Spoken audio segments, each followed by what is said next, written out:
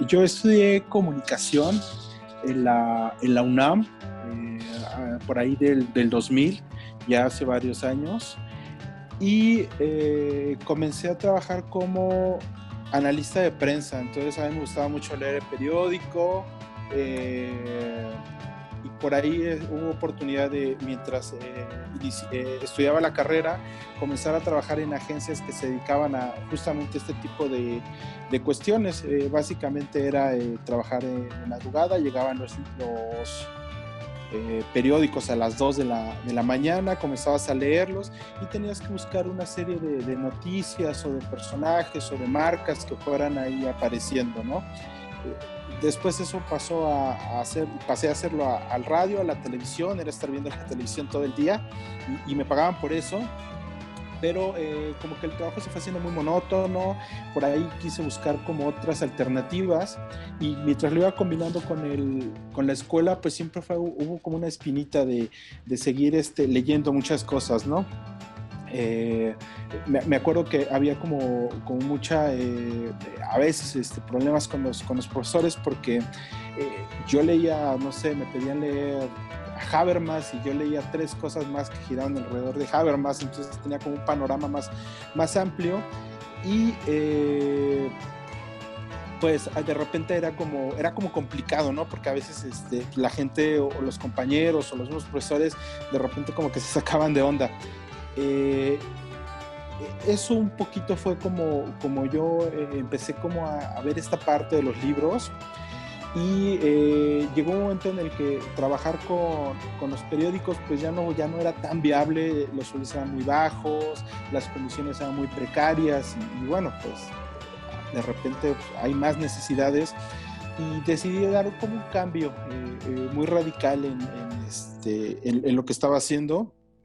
Por ahí había una oferta de trabajo, tuve que pasar muchísimo tiempo haciendo pruebas y todo esto, y lo que hice fue como renunciar al trabajo que tenía estable para intentar entrar a este lugar.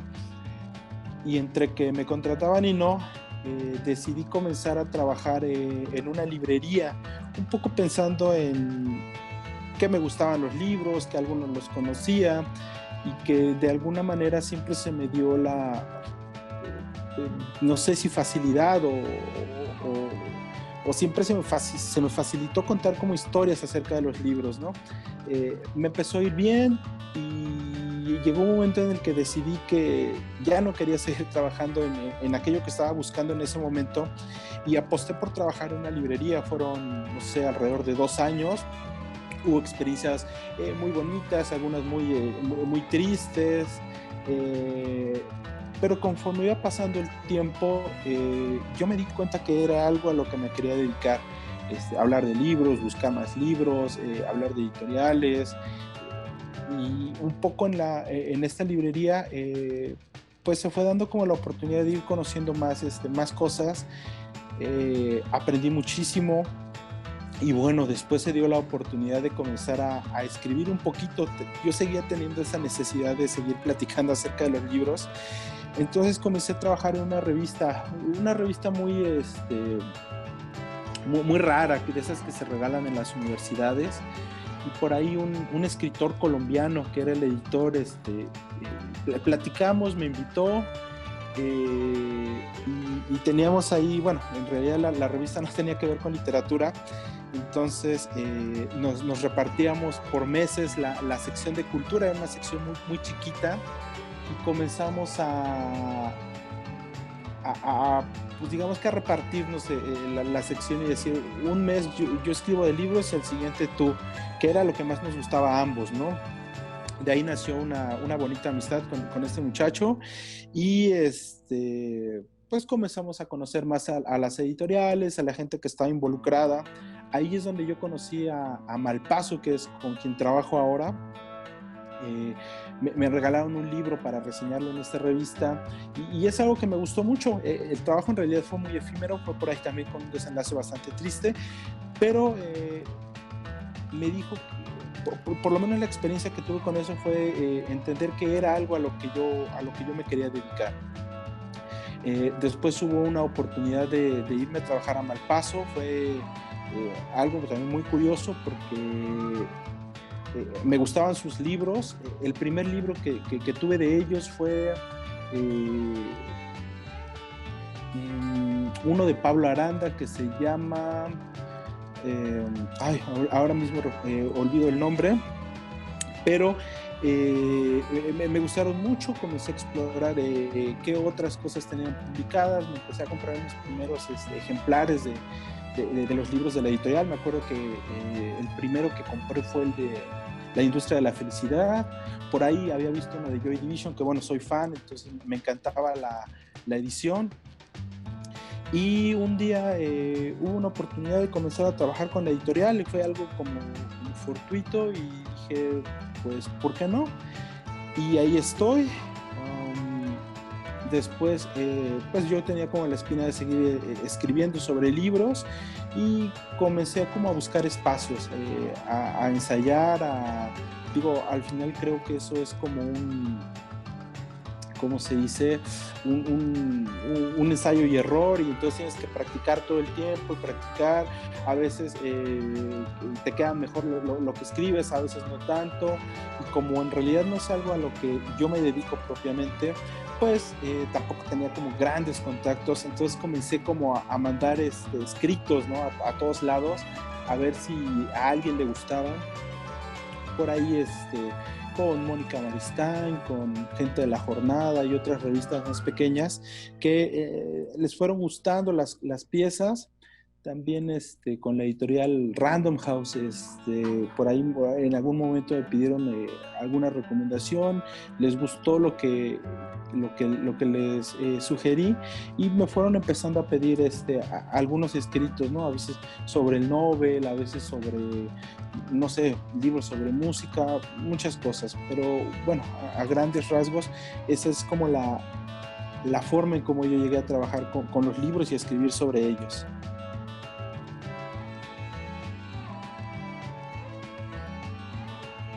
Y creo que son temas como muy complejos porque abarcan diferentes elementos entre sí, ¿no? Por ejemplo, en el caso de las librerías, yo no conozco una sola librería en este momento que tenga, o por lo menos cadenas de librerías, que realmente tenga gente preparada o que su intención sea preparar a la gente para trabajar en cuestión con el tema de los libros. Sí hay gente preparada que creo que lo hace más por amor, pero igual que yo llegan ahí como por un rebote, como algo, como casos extraordinarios, pero en términos de sueldos el trabajo de un librero es muy despreciado.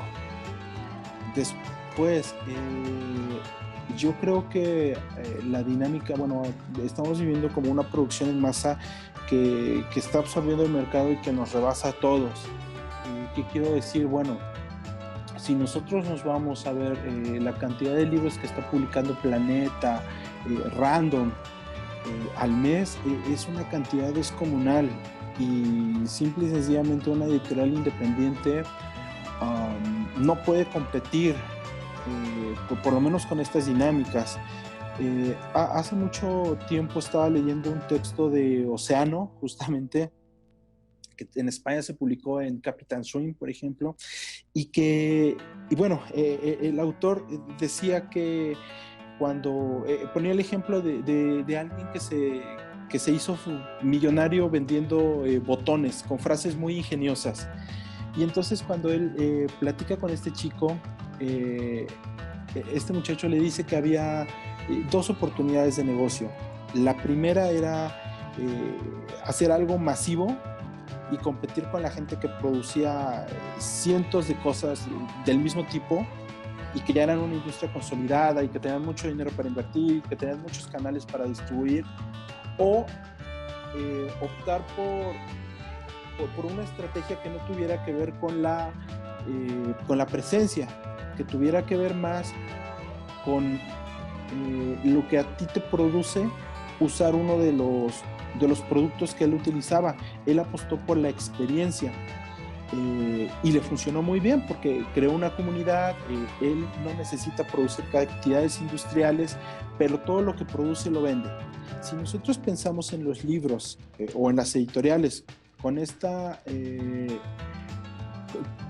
con esta dinámica, lo que vamos a ver es que, bueno, cualquier editorial independiente que no tiene grandes cantidades de dinero, que no puede ir a todas las ferias del libro a comprar derechos y pagar una millonada por los derechos de los autores de moda, vamos a encontrar que ellos no podrían competir entonces con la exposición. Ellos no pueden llegar a una cadena de librerías o a una feria de libros tratando de ganarle en el tema de presencia a las grandes editoriales. Sin en cambio, si ellos apuestan por la experiencia, creo que tienen una mayor oportunidad. ¿Experiencia en qué sentido? Bueno, experiencia en el sentido de tener ediciones bonitas que a los lectores les gusten. Por ejemplo, está demostradísimo que hoy día hay una gran población de gente que solo necesita el contenido y que no busca nada más, pero hay un sector muy duro de lectores que no solamente quieren el texto, sino que también les gusta atesorar los libros, ponerlos en sus libreros, que les gusta vivir la experiencia del papel, de las guardas, de las tipografías. Entonces, creo que en ese sentido las editoriales pueden, por lo menos las independientes o las más pequeñas, podrían apostar a trabajar con esta cuestión de la experiencia, de lo que significa otro tipo de lectura. A mí se me ocurre, por ejemplo, hay una editorial mexicana que me ha gustado muchísimo, que acabo de descubrir hace no mucho, que se llama Cantamares, que tendrá alrededor de 8 títulos publicados en 4 colecciones y que solamente está publicando textos muy importantes en francés, primeras traducciones o libros que va por ahí rescatando, ¿no? La forma en cómo los están editando, el papel, que es un tono medio amarillo, es diferente a lo que estamos viendo en el mercado, desde los diseños de sus tapas, los colores que le va dando a cada una de las tapas de sus libros para diferenciar las colecciones. Creo que va volviendo va apostando por una experiencia diferente que el lector puede vivir de una forma diferente, como lo haría con un texto de random. A mí, por ejemplo, me gusta mucho la colección de Bolsillo, creo que tiene cosas muy interesantes, pero al final es un libro hecho en serie, todos son iguales, y ahí voy más por el contenido, ¿no? Pero digo, si necesito vivir otro tipo de lectura, pues hay otras editoriales que lo están haciendo, no sé si consciente o inconscientemente, y creo que les puede funcionar más, a apostar como por la experiencia. Eso mismo de producir muchísimos ejemplares y muchísimas novedades al mes, pues también crea otra dinámica, que es que los espacios de las librerías pues son espacios limitados. Por más que sea una librería gigantesca, no podemos atesorar todos los libros que se están produciendo mes con mes, año con año, y luego eso multiplicarlo por lustros o décadas. Esto significa que los tienes que ir sacando. Hoy traes nuevos, los exhibes, y al siguiente mes tienes que hacer espacio para traer otros nuevos, y así cada mes. Entre más estemos publicando nosotros, menos espacio tenemos para competir o para exhibir o para que la gente encuentre nuestros libros, y entonces estamos creando una especie como de bola de nieve que cada vez se va haciendo más grande, y lo que pasa es que pues todos los libros se están perdiendo por esta dinámica. Hoy se exhiben, tú como lector llegas al siguiente mes a la foto, si no se pierde y no sabes qué es lo que estás buscando, ¿no? A mucha gente le pasa. Entonces, entre más estamos produciendo, pues menos oportunidad hay para que la gente pueda ir buscando o conociendo nuevas cosas. Eso tiene otra cosa complicada ahí, que tiene que ver con que tenemos memoria limitada. Nosotros no alcanzamos a conocer como todas las conexiones o todos los títulos que hay en las editoriales, ¿no? Entonces, por ejemplo, las editoriales pequeñas, nuevas, hoy tienen un libro muy importante, no sé, pienso en la que te mencionaba, en Cantamares, que tiene un libro de ahí de unos franceses que experimentaron con mescalina, que es un texto interesante para la gente que le gusta leer sobre los beats de Estados Unidos, ¿no? Que experimentaron mucho con este tipo de sensaciones, pero que estos franceses lo hicieron mucho antes con una idea un poco científica y un poco también recreativa de ver cómo inducir los sueños. El punto es que como es una editorial nueva, quizá ese texto se pierda y en 5 años, si ellos siguen publicando y se vuelven más, vamos a decir, tienen más presencia entre los lectores, pues la gente quizá los va a reconocer y va a decir, los libros de esta editorial son muy buenos, pero los primeros textos que fueron desplazados por esta gran cantidad de novedades que van saliendo cada mes, pues se van a quedar perdidos y entonces van a ser como libros de culto o libros que se van a quedar en los almacenes de estas editoriales y que las librerías, por los pocos espacios que tienen, no vuelven a pedir. Entonces se va haciendo como un círculo donde se van perdiendo muchas cosas que pueden ser importantes. La otra pues es la que te decía de los libreros. Mucha gente comienza a trabajar en las librerías pues porque no hay otra alternativa de trabajo. A mucha gente le gusta, a mucha gente no le gusta y pues mucha gente está ahí por el sueldo, por llevar comida a la casa. Pero la misma precariedad de los sueldos hace que la gente no lo vea como algo en lo que puede invertir tiempo o documentarse. Entonces se van encontrando grupos, a unos que les gustan mucho y a otros que lo ven solo como un empleo más. Y entonces al final el que pierde es el lector, porque tú te acercas a una librería y a veces es una buena experiencia de alguien que te dice, oye, bueno, pues mira, me pediste el nuevo libro de Lorrie Moore, pero yo tengo 3 cosas muy semejantes, ¿no? Que te pueden gustar si te gusta uno. Y cuando la gente no siente un aprecio por ese trabajo, pues simplemente esas experiencias no se viven, el lector no conoce, las editoriales no pueden presentar más de sus materiales, entonces todo esto se va perdiendo. Creo que una de las razones son los sueldos.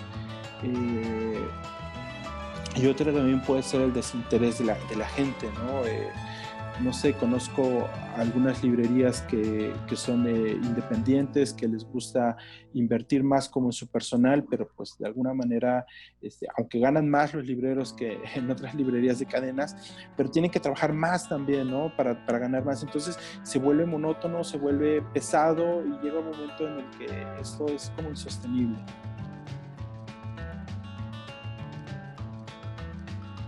Es una pregunta interesante, fíjate. Yo hace algún tiempo platicaba con un amigo, hace muchos años, y no platicábamos de libros, platicábamos sobre cine. Y platicábamos sobre este tipo de películas que de repente te hacen pensar o te muestran una visión muy cruda de la pobreza o de la infancia o de algún país lejano. Y él me decía, bueno, sí es cierto, son muy buenas películas, son muy importantes, pero honestamente yo después de toda la semana de trabajo lo que quiero es llevar a mi esposa al cine y que podamos entretenernos.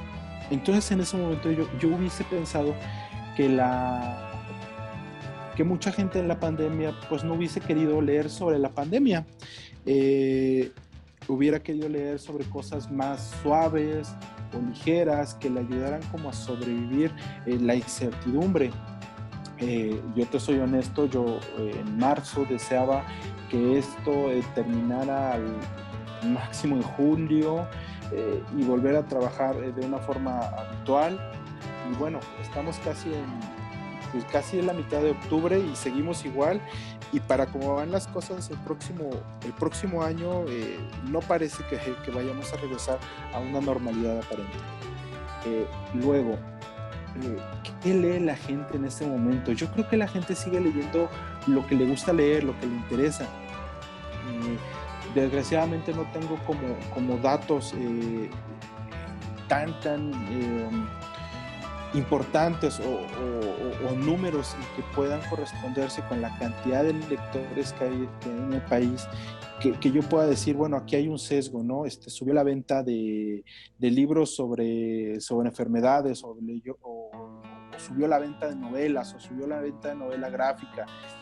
No hay ese, creo que nadie puede tener ese número en este momento para decir, bueno, ¿qué está leyendo la gente sobre la pandemia? Lo que sí puedo decir es que hay varias apuestas.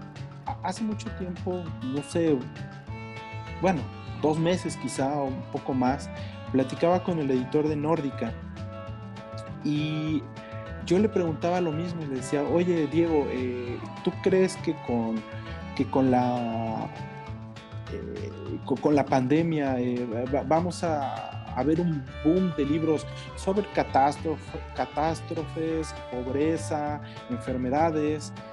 Y él me decía que no, que él cree que la gente va a seguir leyendo lo que ellos creen que les puede interesar, novelas. Los que leen cuentos van a leer cuentos, a los que les gusta leer biografías van a leer biografías. Entonces él realmente no creía que hubiese un punto de inflexión en cuanto a los temas que van a demandar los lectores o que van a publicar las editoriales.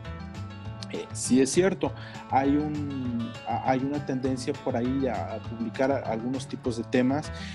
Capitán Swing tiene algo sobre enfermedades, Malpaso tiene algo sobre una perspectiva sobre lo que creemos que va a pasar con la pandemia, y hay muchas demás editoriales que han ido aportando su granito de arena como para documentar. Creo que eso es importante. Hace 100 años hubo una epidemia de gripe, la gripe española le llamaron, y los registros en la literatura son muy vagos. Quizá Virginia Woolf y algunos otros escritores muy importantes, casi la primera mitad del siglo pasado, llegaron a hacer una mención de aquella pandemia, pero fue muy, muy breve. También habrá que ver la historia, la Segunda Guerra Mundial y otro tipo de temas que pudieron haber desplazado a esta enfermedad, y por eso no hay registros literarios de ella. Platicando con Yuri Herrera, él me contaba que por los 60 del siglo pasado también hubo otra epidemia y hubo muchos muertos, y que curiosamente tampoco hay como tantos registros. Creo que hay más registros de la primera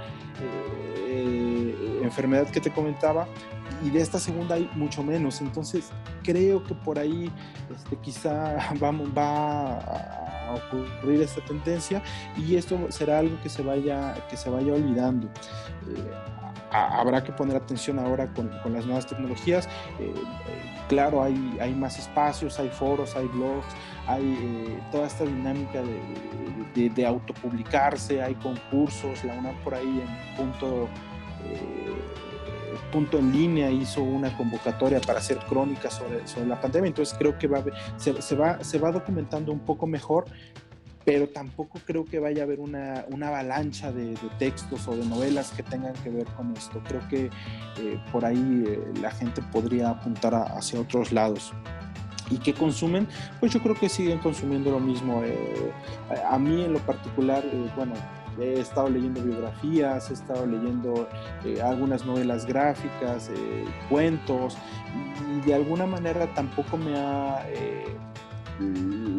la gripa o estar en el encierro me ha condicionado a querer leer o alejarme de temas que tengan que ver con esto. Entonces creo que nos seguimos comportando de la misma manera, solo que igual no hay como no sé, quizá estas encuestas de hábitos y consumos culturales te puedan decir quién lee más la Biblia, qué edad, o quiénes son los libros de texto o libros de autoayuda, pero no creo que cambien mucho los resultados.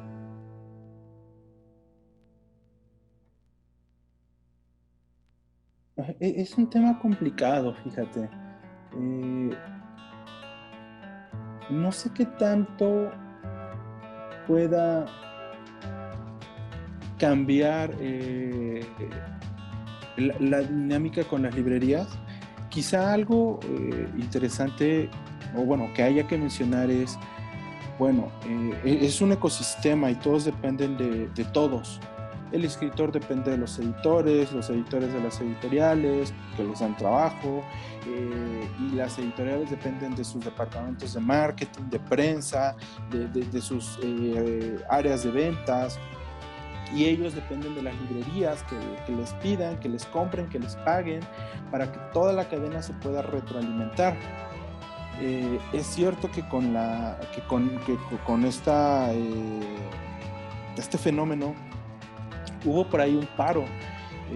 Bueno, si cierras las librerías no venden, pero las librerías tienen empleados.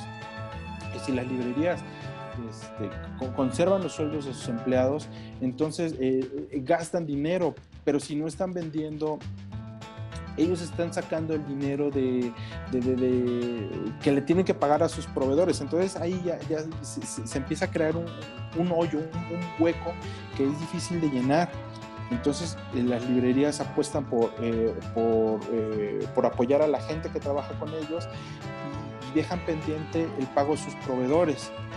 Ahora, si los proveedores, que en este caso son las editoriales, no cobran los libros que tienen que cobrar, pues ellos no tienen para pagar a sus libreros, a su personal, a la gente que les ayuda, gente que trabaja en los almacenes, gente que se encarga de la prensa, gente que se encarga del marketing, gente que se encarga de las ventas, gente que se encarga de la facturación. Es una cadena gigantesca. Entonces, pues yo creo que lo más natural era que en algún momento alguien apostara por decir, bueno, pues necesito seguir vendiendo, necesito seguir cobrando para que yo pueda solventar mis gastos. Ahí es donde entró este tipo de estrategias para hacer la venta directa. Y en muchos casos, pues hay como algún tipo de recompensa para el lector, porque bueno, si nosotros pensamos que como fuerza laboral, no solamente de las editoriales, sino de todas las cosas que existen, restaurantes, ropa, transporte, lo que se te ocurra, hay una baja en el mercado y hay una baja en los sueldos. Lo último que necesitamos es que no se compren, no solamente libros, o sea, se tiene que vender desde alimentos, cuestiones recreativas, medicinas, todo. Pero si no hay dinero, si la gente empieza a guardar el dinero, entonces nadie va a ganarse. Esto se va a convertir en una cosa muy complicada. Creo que vender en línea ha hecho, tampoco es que se estén volviendo millonarios y que vayan a desaparecer las librerías, solo creo que ha funcionado como una ayuda que está haciendo que puedan seguir trabajando, que la gente pueda seguir trabajando, y que en algún momento no digan, bueno, ¿saben qué, muchachos? La editorial no está funcionando, vamos a dar un parón, nos vemos en 6 meses y volvemos a trabajar juntos. Creo que ha ayudado un poco. Es cierto, alguien podría decir, bueno, pero las librerías también tienen que vender, las cadenas, las independientes. Y tienen razón, todos necesitan seguir como conservando, porque al final de cuentas todos dependemos de las ventas. Pero también creo que los mercados no se están absorbiendo unos a otros. Pensemos en ventas, por ejemplo, en Amazon y en plataformas como Mercado Libre. Hay gente que de repente dice, yo compro en Amazon y me llega el libro a casa. Hay gente que dice, yo no tengo la cuenta de Amazon y no quiero tener una cuenta en Amazon y quiero comprar en línea, entonces entro a la página de Mercado Libre o entro a la página directa de la editorial. Creo que creo que eso es lo que está ocurriendo, y entonces no es que un mercado esté absorbiendo al otro o lo esté condenando a muerte. Creo que más bien se está diversificando. Hay distintos tipos de gente que le gusta comprar en distintos tipos de plataformas, y eso va a seguir. Hay gente que va a seguir comprando a las cadenas, a las independientes, a Amazon, directamente con las editoriales. Tampoco creo que las editoriales estén llegando de una manera masiva a todos los lectores, y que vaya a llegar un momento en el que el lector diga, bueno, le compro directamente a Sexto Piso o a Era y ya no le voy a comprar a Porrúa y a Gandhi o a Amazon. Creo que se van segmentando los canales, y cada quien va a ir descubriendo qué es lo que lo hace sentir más cómodo, y así funciona, o así va a funcionar esto.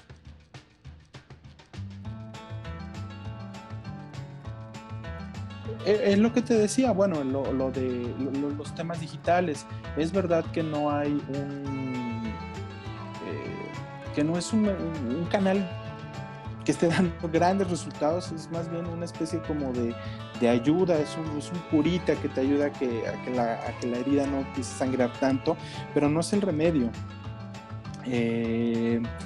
Bueno, la Feria de Guadalajara tiene grandes retos.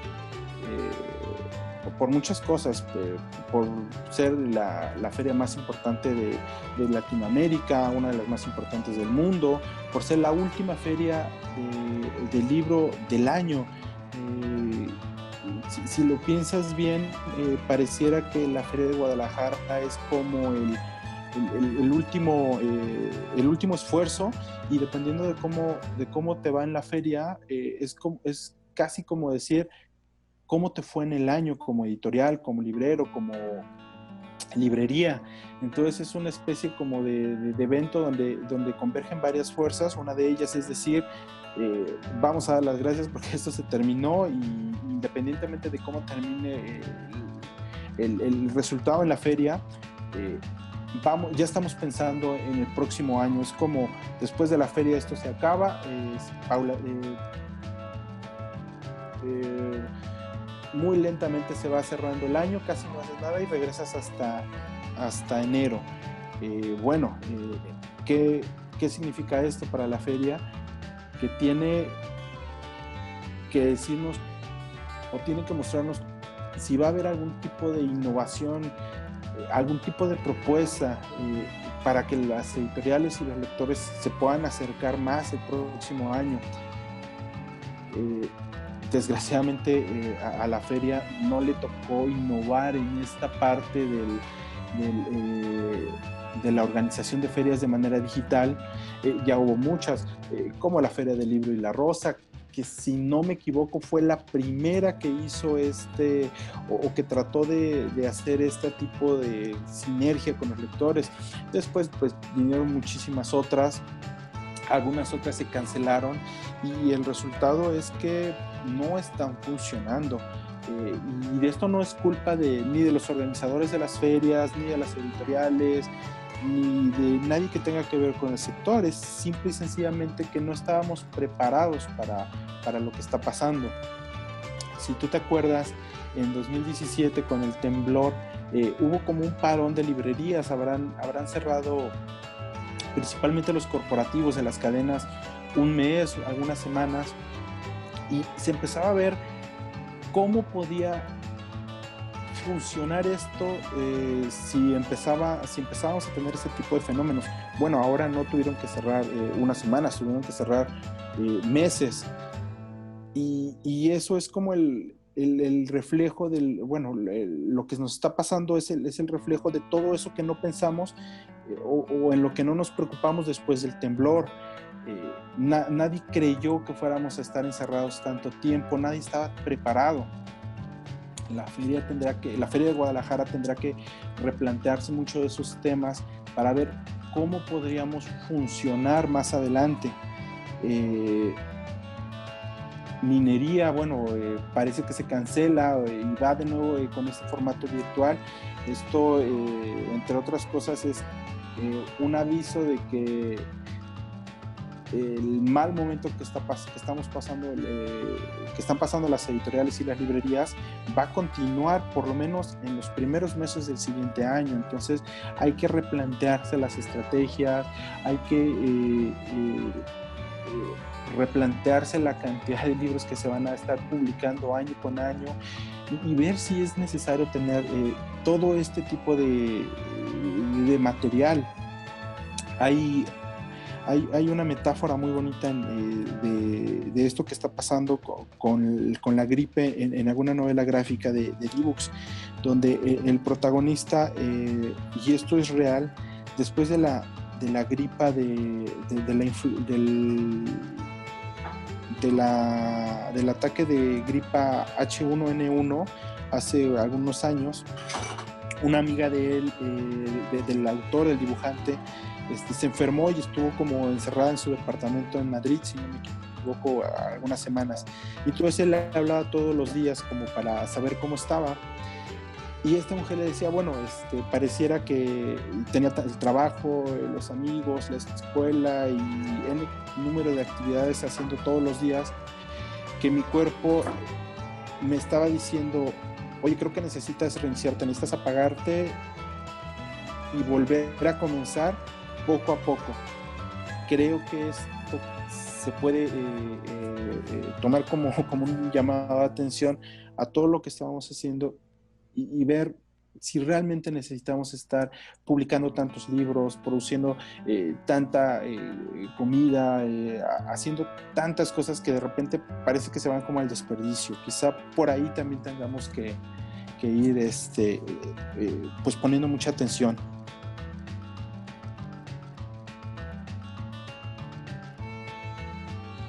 Bueno, yo no leo poesía porque no entiendo, yo no entiendo la poesía, vamos, no entiendo los parámetros para valorarla. En ese sentido me cuesta mucho trabajo, no quiere decir que no tomo un libro de poesía, hay algunos muy bellos, los poemas de Szymborska me encantan, justamente también es un premio Nobel por poesía, pero entonces a mí me cuesta trabajo tomar un libro del género. Creo que como librero yo podría vender 100 libros de temas que te puedas imaginar por uno de poesía, si no es que más. Creo que es difícil, creo que hay un sector muy especializado, pero que también es decirlo, hay que encontrarlo, no se ve tan fácil. Yo no conocía a la autora, fue una gran sorpresa, habitualmente porque pareciera que cada año se reciclan los mismos nombres, a veces uno apuesta por uno o por otro, más que por un gusto personal, que por tener todos los elementos para poder evaluar quién lo merece más o quién lo merece menos. En ese sentido creo que para mí fue una gran sorpresa, me emocionó muchísimo y me emocionó muchísimo más que no fuese un autor publicado por alguna editorial gigantesca. Por ahí leía algunas preguntas o algunos comentarios que hacía el editor de Pretextos, que es el que tiene a la autora publicada en español. Hay 4 libros publicados de ella, si no me equivoco. Todos los tiene Pretextos. Y entonces el editor decía, bueno, pues yo conocía a la poeta por recomendación de un amigo de Estados Unidos, me dijo que a él le gustaba muchísimo. Y yo comencé a leerla y nos gustó y decidimos publicarla, apostar por ella aquí en español. Y dice una cosa muy, muy, muy curiosa, dice, bueno, es una autora que nos vende 300 ejemplares al año. Quizá eso responda un poquito la respuesta de cuánto se lee poesía en México. Y por otro lado, me emociona justamente lo que decía después sobre el trabajo que están haciendo algunas editoriales que no tienen tanto peso en el mercado editorial, en el sentido de la cantidad de libros que están publicando al mes. Pretextos es una editorial con mucha tradición, pues muy importante, pero no es algo que, no sé, yo creo que por cada 100 libros de Random alguien pregunta por uno de Pretextos. Es un mercado muy pequeño. Y lo interesante es que sea gente que está apostando por traer nuevas nombres, nuevos libros, cosas que de repente a las grandes se les escapan por ahí, y que puedan ofrecer este tipo de material, de lectura.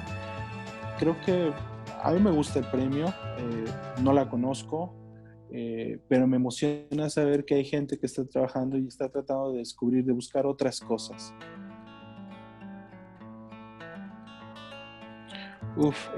Bueno, es difícil. Cada vez que abro un libro, ojeo 3 o 4. Entonces soy una persona a la que le cuesta mucho concentrarse en una sola tarea, y como lector me pasa.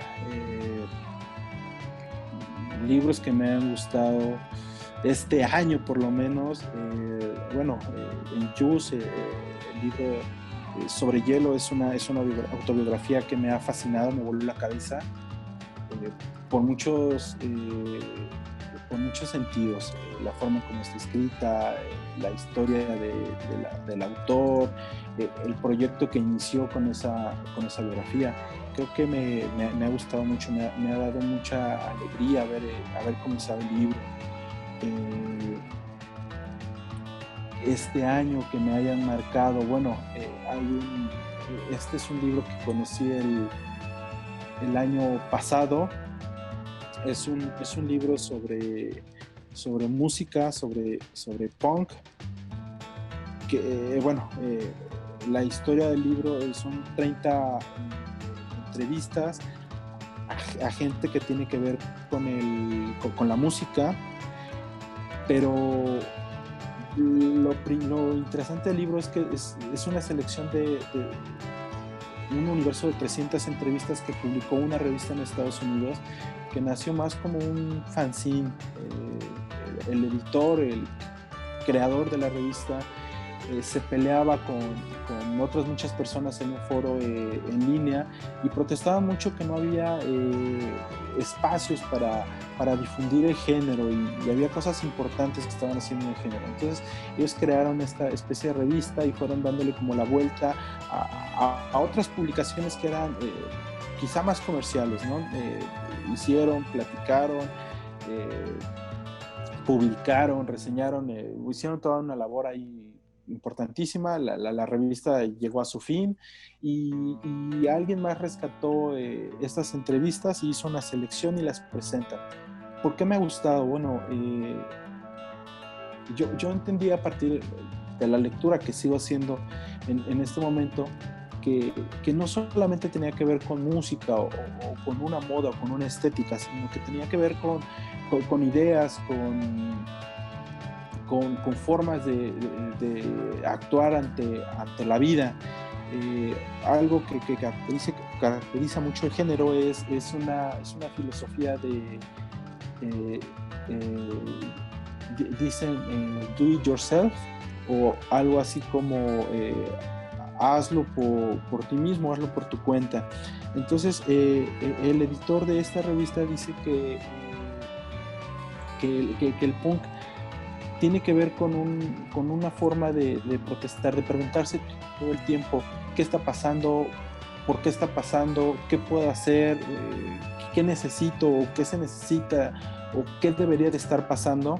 Pero después de toda esta serie de cuestionamientos, lo que sigue es ¿y qué estoy haciendo yo para que esto pase? Eso me gusta muchísimo. Me ha volado la cabeza y me ha puesto a pensar en muchas cuestiones, como quizá un poco lo que estamos haciendo como con los textos o cuando escribimos. Hay veces que llega gente y comienza a trabajar en la redacción de un medio o qué sé yo. Hay veces que otras personas no lo hacen o no están en ese lugar, pero quieren intentarlo y no hay como quizá el espacio o el lugar aparentemente. Entonces, no sé, a mí se me ocurre que cuando yo escribo un texto lo primero que hago es empezar a mandarlo a un montón de lados para ver si a alguien le interesa, si quizá alguien me hace alguna observación o me ayuda a corregirlo, y eso es un poco como retroalimentarme y es un poco como decir, bueno, no hay espacios, pero hay que buscarlos y estoy buscando. Eh, y creo que eso se puede aplicar para muchas cuestiones, no solamente en música o en cine o en libros. Y curiosamente el libro muestra a gente que está haciendo trabajos de manera importante en muchos ámbitos. Una de las entrevistas es sobre unas chicas que tenían porque no sé si todavía exista, la entrevista fue del 2000, tenían un proyecto de una asociación civil que apoyaba a mujeres en Estados Unidos para que pudieran tener derecho a un aborto seguro. Entonces ellas recaudaban dinero, hacían subastas de libros, hacían lo que podían para tener algo de dinero y apoyar a mujeres para que no fueran para que no se pusieran en riesgo. Entonces, básicamente eso es el libro. Me ha gustado muchísimo, la verdad es que lo tengo ahí como, creo que es de las cosas que más me ha gustado este año. Y bueno, cosas pendientes. Tengo cientos de cosas pendientes, desde clásicos, desde gente, creo que los latinoamericanos son algo a lo que me ha acercado mucho menos y que me gustaría leer más mujeres. He leído más escritores varones que mujeres y creo que también ahí hay algo muy importante. Leer poesía, leer más crónica, que he descubierto este año el género y también me ha encantado. Entonces hay cientos de cosas. Cuando yo pienso en los dos Peters, en el autor sobre hielo o en el Nobel, en Hanke, yo pensaría en alguien que pues de repente puede ser que puede tener la vida resuelta o esta visión romántica del escritor y lo que hace justamente sobre hielo pues es derrumbar el mito, decir, bueno, es una persona que se separó, que tiene una hija, que la está pasando mal y que constantemente se cuestiona, bueno, hace 1 o 2 o 3 años mi vida era diferente y ahora mira, vivo en un cuarto pequeño, no tengo dinero, el abrigo que tengo me lo compré hace 20 años y no hay esperanza para comprarme uno nuevo en este momento, y al mismo tiempo él te platica de lo que está escribiendo y te platica de los espacios que está buscando justamente para dar a conocer lo que escribe, ¿no? Entonces gusta por muchas cosas, esa vida de él como persona, un poco por ahí sus ideas políticas, que bueno, también es una persona de ideas, de convicciones, y esta manera de decir, bueno, estoy muy triste y con toda la tristeza y el frío y el hambre que tiene, pero él sigue buscando, ¿no? Busca trabajo, busca la manera de publicar, busca la manera de acercarse y de no quedarse en el lugar donde está. Creo que es lo que me ha gustado muchísimo del libro. Sé que está escrito en una especie, es un recurso de la música que le llaman staccato, que se supone que es hacer como pausas para resaltar algunas partes. Entonces, no conozco mucho de música, tendría que preguntarle a algún experto, pero lo que yo entiendo que por lo menos hace Peter en el libro es transmitirte alguna emoción o marcar algo que para él es importante, no sé si consciente o inconscientemente, pero casi como en las cosas que más le preocupan, la hija, el trabajo, su forma de vivir, es donde aparecen estas frases muy, muy pequeñas que son que van separadas por puntos y que parece que va haciendo como más énfasis, y incluso me da la impresión de que tiene una crisis, de que es no está llorando, pero cuando una persona llora mucho tiempo y de repente no puede incluso ni pronunciar palabras, me parece que eso le está pasando al momento de redactar esos periodos o esos pasajes de su vida. Creo que no es tan innovador porque ya hay mucha gente que lo hace, a algunos les sale bien, a algunos no les sale tanto, pero quizá para la época que fueron los 90 del siglo pasado, por ahí era algo en donde él se atrevió a experimentar y le sale bien. Habrá que ver las demás, ojalá haya traducciones de los demás años de la vida, porque cada uno de los libros que inició con ese ciclo autobiográfico, cada libro era un año de su vida, entonces habrá que ver cómo fue cambiando y si cambió la forma de escribir dependiendo del tema, no sé, es interesante. Sería bonito ver cómo podría ser más que nada la crónica, ¿no? De cómo se vive cuál es su visión del asunto. Una cosa que me encanta de su escritura es lo preciso que puede llegar a ser y relatarte con santo y seña el lugar o la actividad que estaba haciendo en ese momento. Ya me imagino yo no decir que va por las calles de Alemania y decir que está el café tal vacío y la puerta tal cerrada y el negocio tal que quizá ya cerró y la gente sin salir. Creo que hubiese sido un ejercicio muy lindo de leer.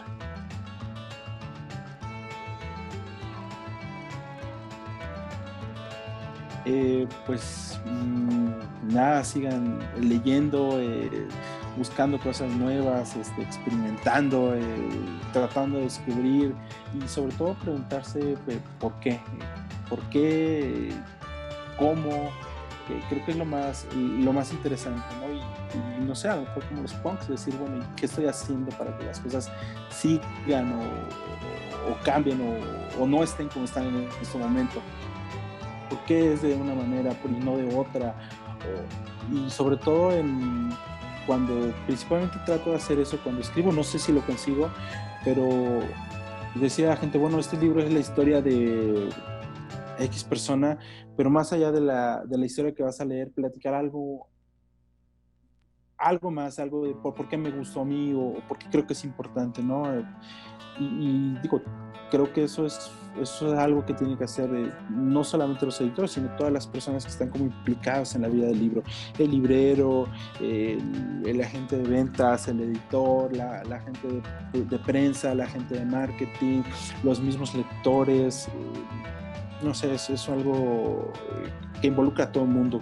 Creo que es lo más bonito de trabajar con este tipo de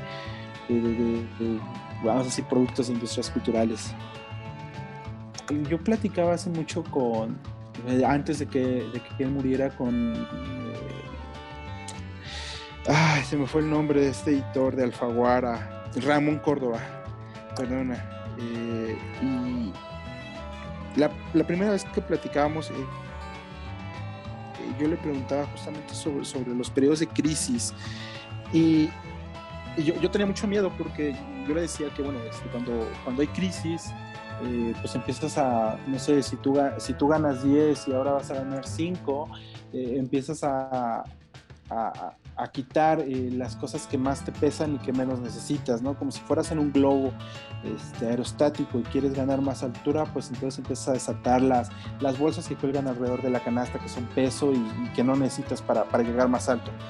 Entonces yo le decía que bueno, yo pensaba que en los periodos de crisis lo que necesitamos es calzado, vestido, alimentos, y lo que no necesitamos pues es libros, televisión, cine, música quizá, que son cosas más recreativas, pero que no las necesitas para vivir realmente. Mientras puedas tener techo, comida, y si tienes vestido, pues no compras más vestido.